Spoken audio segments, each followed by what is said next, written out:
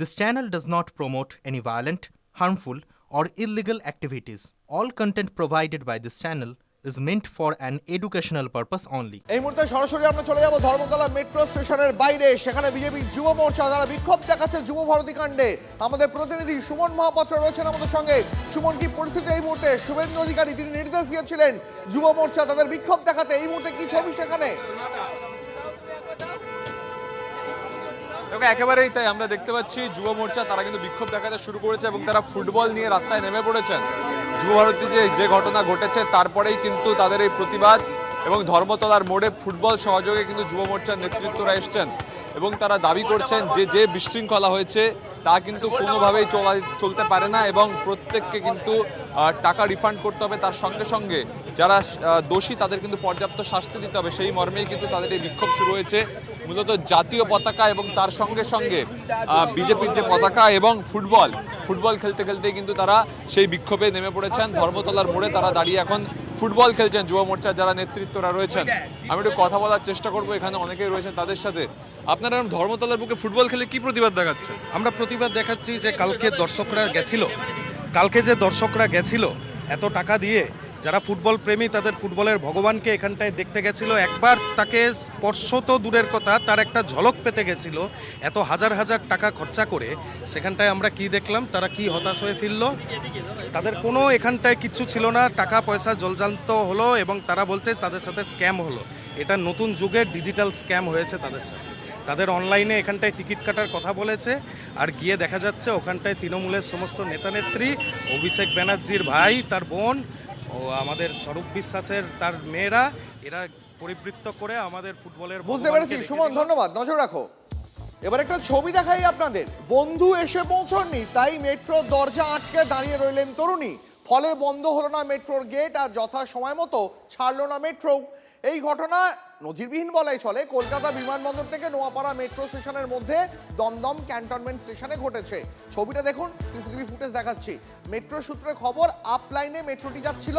Dumdum cantonment স্টেশনে পৌঁছলে তরুণী মেট্রোয় উঠে প্রথমে গেটের সামনে ব্যাগ রাখেন, তারপর তার পা দিয়ে মেট্রোর গেট আটকে রাখেন। দেখুন, আমরা মার্ক করে দেখাচ্ছি। এখন একটা ব্যাগ দিয়ে আটকে রেখেছেন মেট্রোর গেটটা, তার আগে পা দিয়ে আটকে রেখেছিলেন, যার ফলে মেট্রোর গেট বন্ধ হলো না আর নির্দিষ্ট সময় চললেও না মেট্রো। বিমানবন্দর থেকে সরাসরি যাওয়া যাবে শহীদ ক্ষুদিরামে। নোয়াপাড়ায় নেমে অন্য মেট্রো ধরার ঝামেলা নেই।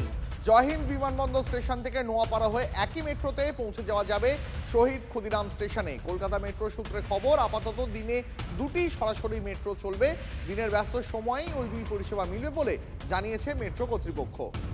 দেরাদুনে ইন্ডিয়ান মিলিটারি একাডেমিতে পাসিং আউট প্যারেডের পর নতুন কমিশনপ্রাপ্ত অফিসারদের সঙ্গে এক স্মরণীয় মুহূর্তে যোগ দিলেন সেনাপ্রধান জেনারেল উপেন্দ্র দ্বিবেদী।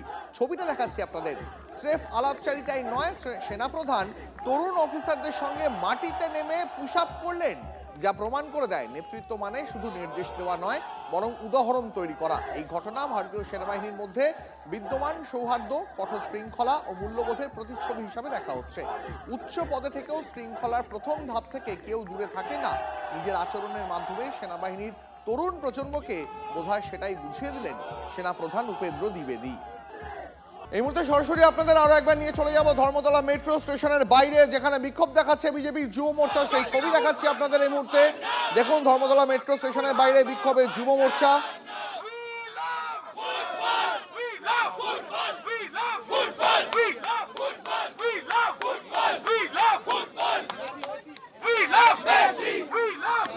টাকা দিয়ে টিকিট কেটেও মেসিকে দেখতে পাননি অনেকে, তারই প্রতিবাদে বিক্ষোভ দেখাচ্ছে বিজেপি যুব মোর্চা।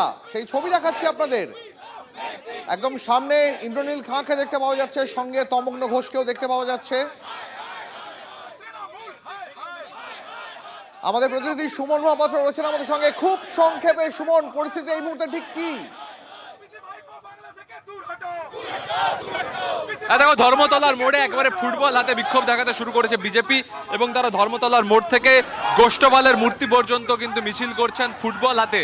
ধর্মতলার মোড়ে তারা ফুটবল খেলেন এবং ফুটবল খেলে কিন্তু তারা তাদের প্রতিবাদ প্রদর্শন করছেন এবং তাদের যেটা বক্তব্য যে টাকা ফেরত দিতে হবে, তার সাথে সাথে যারা মূল অভিযুক্ত তাদেরকে গ্রেপ্তার করতে হবে যারা চক্রান্তের সঙ্গে জড়িত।